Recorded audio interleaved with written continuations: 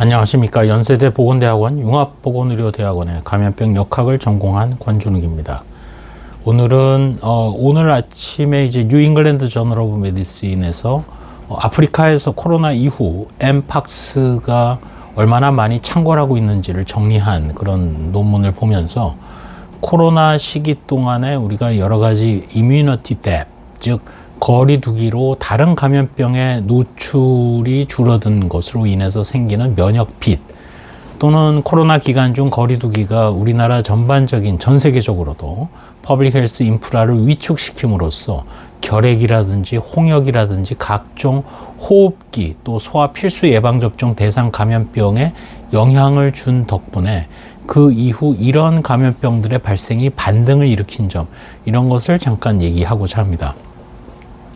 먼저 첫 번째로는 NEJM에 실린 대로 지금 보니 2024년 1년 동안 아프리카 대륙에서 특별히 그 엠팍스가 창궐을 했고, 특히 특정한 국가 DR 콩고를 중심으로 해서 많은 발생 증가가 있었음을 정리를 했습니다.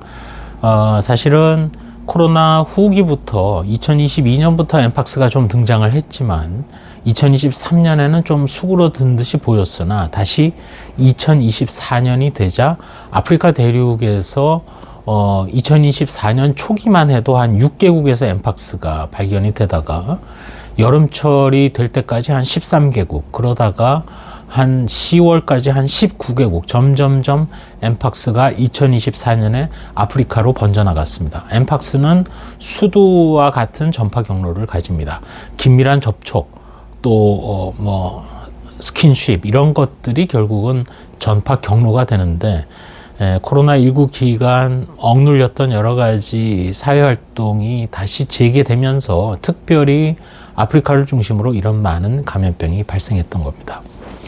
코로나 이후에 각종 감염병 발생 증가는 지금 이 순간 나타나고 있는 것을 본다면, 예를 들면 오늘 여러 가지 프로메드나 이런 데 보게 되면 캐나다 그리고 미국의 각 지역에서 결핵이 많이 발생하고 있습니다. 미국의 텍사스 주에서는 심지어 홍역도 많은 환자가 발생을 했습니다. 주로 선진국에서 홍역이나 유행성 이하선염, 이런 것들은 대개 대학생들에서 많이 발생한 적은 있습니다. 왜?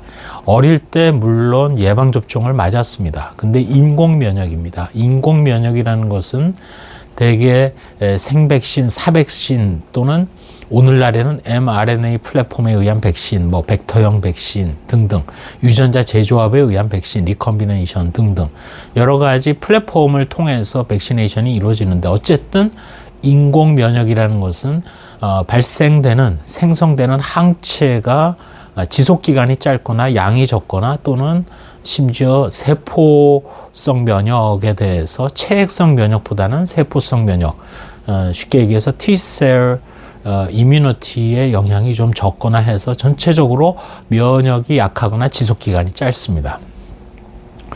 그에 비해서 지역사회에서 실제로 감염병이 유행해서 걸리는 경우 그때 형성되는 면역, 자연 면역이 되겠습니다. 내추럴 이뮤니티는 당연히 병원체 그 자체가 지역사회에 유행하면서 생기는 면역이니까 그 면역의 강도도 높고 지속기간이 깁니다. 다만 희생이 따르죠. 감염병이 유행하면 반드시 모비디티, 중증 환자 내지는 환자 또는 입원 환자, 심지어 사망자까지 나옵니다.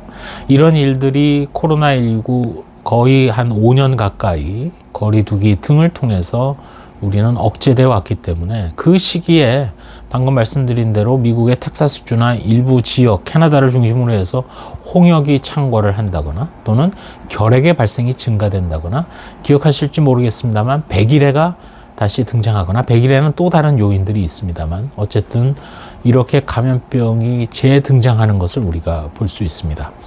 오늘 말씀드리려 하는 것은 이렇게 재등장한다, 이런 거에만 신경을 쓰는 것이 아니고 그렇게 될 수 있다는 것을 미리 알면 거기에 대해서도 우리가 대응을 해야 되겠습니다.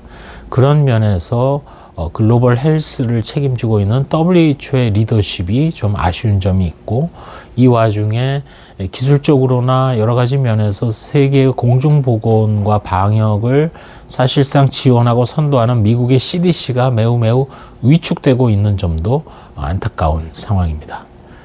오늘은 NEJM에 실린 아프리카 대륙에서 코로나 이후 엠팍스의 창궐에 대한 논문을 보면서 코로나 이후 왜 각종 감염병이 창궐하게 되는가, 그것을 미리 예측하고 막아야 되지 않겠느냐, 앞으로 유사한 상황이 생겼을 때 그런 것들을 고려해야 된다는 점을 공유합니다.